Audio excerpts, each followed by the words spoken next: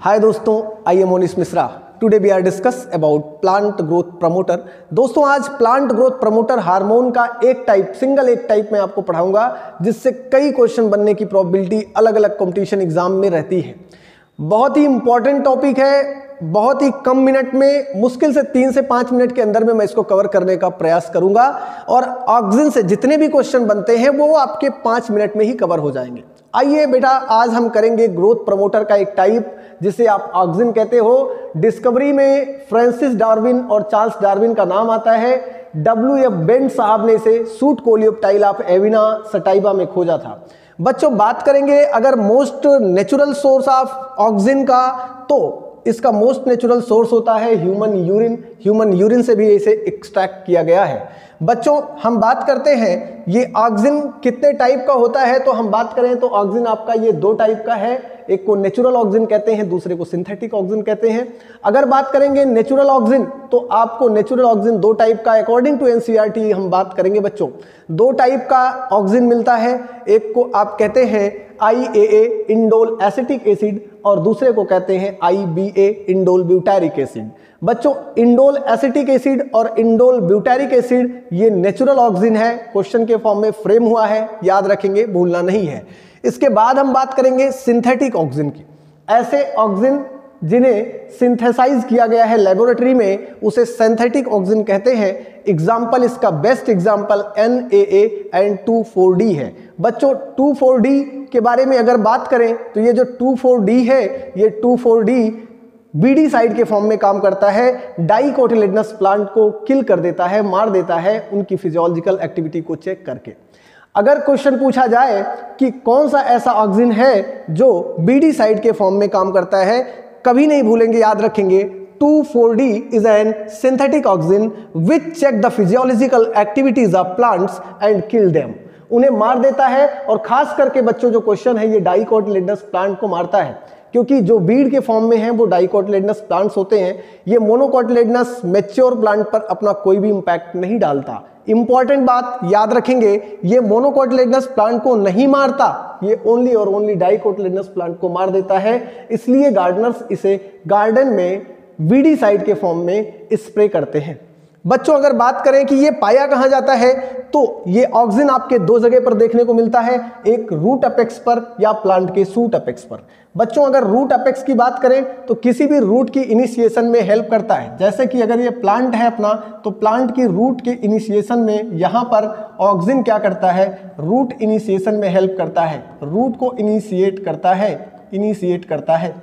दूसरी बात, ये एपेक्स पर पाया जाता है, किसी भी प्लांट के एपेक्स रीजन पर भी, यहाँ पर एपिकल पोर्शन पर भी पाया जा सकता है। और यहाँ पाया गया तो यहाँ पर एपिकल पोर्शन पर अगर पाया गया, मान लेते हैं कि ये आपका कोई प्लांट है और प्लांट के यहाँ पर एपेक्स पर पाया गया, तो अगर एपेक्स पर पाया गया बच्चों, तो यहाँ पर ये क्या करता है, किसी भी प्लांट की एपिकल ग्रोथ को शो करता है। प्लांट लंबाई में बढ़ता है, क्यों, क्वेश्चन पूछ लिया गया, तो ऑक्सिन के कारण बढ़ सकता है, क्योंकि ऊपर एपिकल मेरिस्टेम है और एपिकल मेरिस्टेम में सेल डिवीजन करके उसकी ग्रोथ को बढ़ाने का काम जो करता है वो आपका ऑक्सिन है। तो ये हो गया इसका अकरेंस की 2 जगह पर पाया जाता है। बात करेंगे बच्चों इसके फंक्शन की। फंक्शन क्या होता है, तो एपिकल डोमिनेंसी मैंने बताया, क्योंकि एपिकल एपेक्स को बढ़ाता है, तो एपिकल डोमिनेंसी में हेल्प रूट एपेक्स या शूट एपेक्स के। एब्सिशन की बात करेंगे, एब्सिशन का मतलब होता है बेटा fall down of plant parts from plant to earth. अगर प्लांट पार्ट्स टूट करके प्लांट से अलग हो जाते हैं, जमीन पर गिरते हैं, तो उसे आप एब्सिशन कहते हो।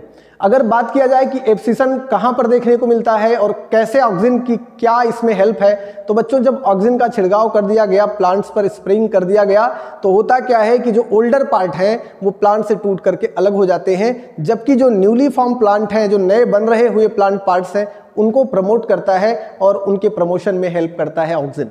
तो एक स्टेटमेंट एनसीईआरटी का याद रखिएगा, इसमें लिखा है कि newly form plant parts are promote करता है उनको, while as older parts help the abscission. जो ओल्डर पार्ट है, टूटे हुए पार्ट है, उनके एब्सिशन में हेल्प करता है ऑक्सिन। बात करेंगे बेटा जाइलम डिफरेंशिएशन की। कैनरी ग्रास में एक एक्सपेरिमेंट आपने सुना होगा, देखा होगा, फोटोट्रोपिज्म वाला। लाइट जिधर पड़ती थी वहां से ऑक्सीजन मेल्ट होकर के जाइलम डिफरेंशिएशन के लिए अंदर जाता था। जैसे ही प्लांट के अंदर मेल्ट होकर के जाता था ऑक्सीजन, जाइलम डिफरेंशिएशन कराता था। और जाइलम डिफरेंशिएशन से प्लांट की लेटरल ग्रोथ भी बढ़ती है, मैंने आपको बताया।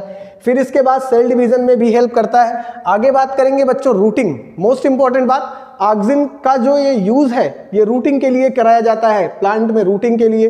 फ्लावरिंग में भी इसका यूज होता है।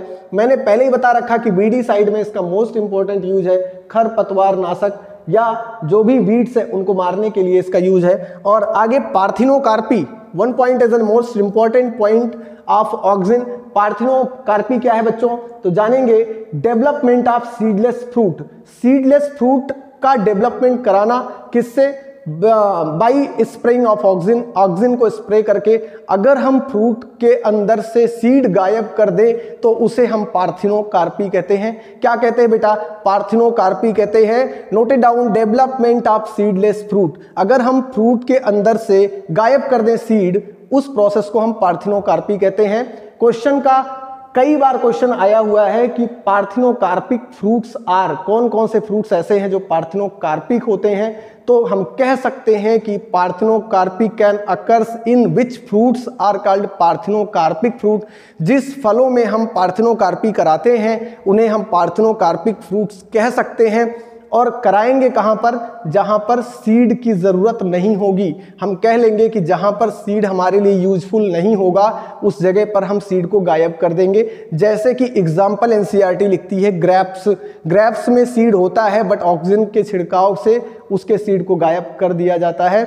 दूसरे और भी प्लांट्स ऐसे हो सकते हैं जहां हम पार्थिनोकार्पी करा सकते हैं, लाइक दैट मैंगो। मैंगो में अगर सीड बड़ा है तो उस पर पार्थिनोकार्पी कराएंगे तो सीड छोटा हो जाएगा या सीड गायब हो गया तो क्या मजे की बात, हमको पूरा 100% पल्प ही मिलेगा। लेकिन एक क्वेश्चन मोस्ट इंपॉर्टेंट यहां से मैं जोड़ देता हूं। क्वेश्चन कई बार पूछा गया है parthenocarpy can not occurs in, parthenocarpy कहां नहीं कराएंगे। उसका एक ऑप्शन होता है मलबेरी और पोमग्रेनेट। मलबेरी में पहले ही नेचुरल पार्थिनोकार्पी होती है क्योंकि वहां सीड नहीं होता, और बनाना में भी नेचुरल पार्थिनोकार्पी होती है क्योंकि वहां सीड नहीं होता। लेकिन एक एग्जांपल आपका कैन नॉट अकर, मतलब नहीं कराएंगे। कहां नहीं कराएंगे, याद रखेंगे बच्चों, पोमग्रेनेट। आप अनार में पार्थिनोकार्पी नहीं करा सकते क्योंकि edible part of pomegranate is seed. Pomegranate का जो खाया जाने वाला भाग है वो क्या है, वो सीड ही तो है। अगर हम सीड गायब कर देंगे तो फिर हम क्या खाएंगे। इसलिए हम कह सकते हैं कि हम पोमग्रेनेट में नहीं करा सकते। क्या नहीं करा सकते, पार्थिनोकार्पी। आपको समझ में आ गई होगी मेरी बात। आज के लिए इतना ही। ऑक्सीजन पढ़ लिया आपने, इसके बाद हम पढ़ाएंगे साइटोकाइनिन एक छोटे से लेक्चर में, फिर जिब्रेलिन और इथाइलिन, फिर एबीए। छोटे छोटे 2-2, 3-3, 5-5 मिनट के लेक्चर में मैं इन सारी चीजों को कवर करूंगा। पढ़ते रहिए, खुश रहिए, मस्त रहिए। जय हिंद, जय बायोलॉजी, फिर मिलूंगा।